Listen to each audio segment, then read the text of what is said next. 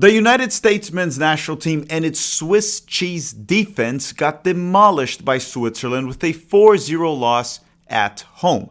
A 4-0 loss that actually could have been a lot worse if Switzerland cared enough in the second half to score, but they kind of felt bad for us. With that said, what did we learn?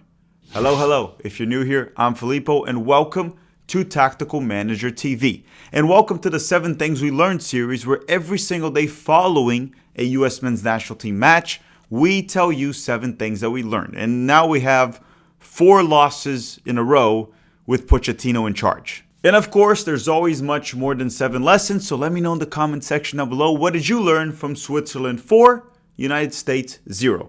Now, of course, as always, make sure to drop a like in this video, and I'm putting the link in the description for the Tactical Manager TST number 69 jersey auction that you all requested. So far, the largest bid is $152, and we have like 5 days left. So make sure you put a bid, make sure you make an offer if you want to get the special edition of the Tactical Manager 69 jersey. With that said, let's roll the intro, and why don't we go to lesson number 1.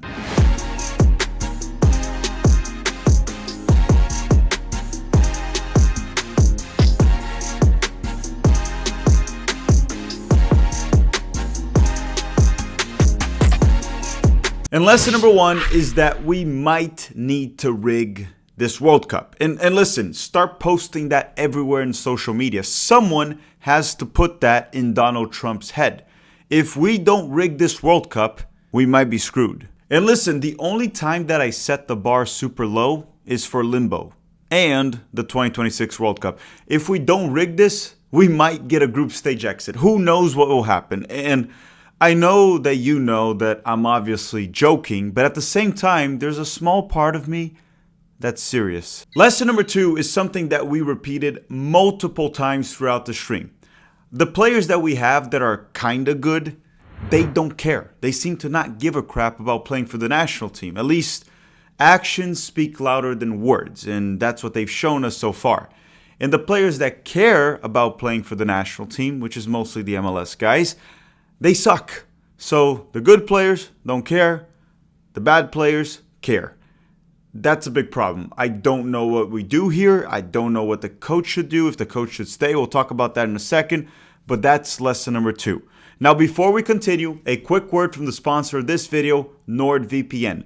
The link with a special offer will be in the description of this video. And while you listen to the ad, make sure to drop a like if you haven't already. We'll be back in 60 seconds. You know, having a VPN is quite important these days because it'll protect your privacy, security by encrypting your data and your IP address. And you know what? It can also help prevent your Google search history from leaking. And that is why we are partnering up with NordVPN. Now listen, very often I travel to Brazil and the channel producer lives in Europe. We have to follow all these soccer games on different streaming services that don't really work outside of the United States. But with a VPN, you can set your location for the United States of America. And very often, it will work. At least it has for myself. And that allows me to watch the games we need and enjoy American content when located abroad. And today we have a special offer for you through NordVPN.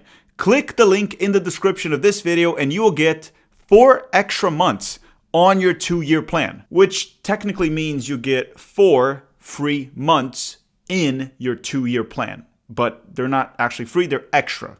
Does that make any sense? It's also risk-free with Nord's 30-day money-back guarantee. So click the link in the description of this video to get your special offer, and in the process, you'll be helping yourself and the channel. And thank you very much, NordVPN. Okay, lesson number 3. And I didn't really want to pick on any specific player throughout this video, but I do have to talk about Walker Zimmerman. Like, what is he still doing there? I mean, I thought we learned that lesson back in the 2022 World Cup after the penalty kick against Wales. Wales, the country from Europe. You know what I'm talking about? So why are we still calling him up? He was crap once again, and you're wasting a roster spot on Walker Zimmerman. You could have called up a Nokai Banks, for example, just to test out the kid. He got a few minutes and looked like he belonged in the Bundesliga, but we're still wasting roster spots with Zimmerman in 2025. Which brings me to lesson number 4. And my question is, why did Pochettino bring a lot of useless players in this roster? Players that quite clearly cannot make the World Cup roster, not even as a depth piece. Like, for example, Arfsten is one of them. Walker Zimmerman that I already mentioned. Sebastian Berhalter. Patrick Agiman or Agiman, whatever way you pronounce it. Honestly, even Quinn Sullivan. A lot of players that can't be in the World Cup roster. And then he left home Gianluca Busio, Tanner Tessman, even Josh Sargent, Caleb Wiley. Players that could possibly be depth pieces for the World Cup. Sure, you want to bring a B roster? Bring the actual B roster. I'm just going to say it, even Alejandro Zendejas would be a better winger option than a lot of the guys that he brought in. I don't get it. It could be that this guy doesn't care. I think Nathan Herrio has played, like 2 minutes in MLS this season? And then he's starting for the national team? You could have brought a Marlon Fossey maybe? I don't know what's going through Pochettino's mind. It seems like the dude doesn't care. He just wants to collect the $6 million every year. But this is a complete shit show. Now, lesson number 5. Depending on how the Gold Cup goes, the U.S. Soccer Federation should absolutely consider firing Pochettino before it's too late. Now, will it matter with this group of players? We talked about this before. The ones that are good or useful don't seem to care, and the ones that care, they kind of suck. So would it matter? I don't know. But desperate times require desperate measures. And if he doesn't get this team going in the Gold Cup and doesn't look semi-decent, I think they should consider firing him. It's been a complete crap show, and I don't know what else to do at this point. I don't want to keep blaming the coach where clearly the players are not good enough, but if we were going to hold Berhalter to that standard, Pochettino should be held to the same exact standard or even higher. So once again, if shit hits the fan during the Gold Cup, they should 100% consider firing Pochettino. And you may be saying, and hire who? I don't know. Pellegrino Materazzo, he's American, he's available, has experience in Europe, so maybe give him a shot. I just don't know if he would want this hot potato. Regardless, not making a decision is a pretty big decision. Lesson number 6 is actually about Christian Pulysick, and I have zero issue with Pulysick posting pictures while being on vacation. But he recently posted a picture with a very snarky caption, essentially making fun of pundits or fans that were criticizing him for taking the entire summer off. This is what I have to say.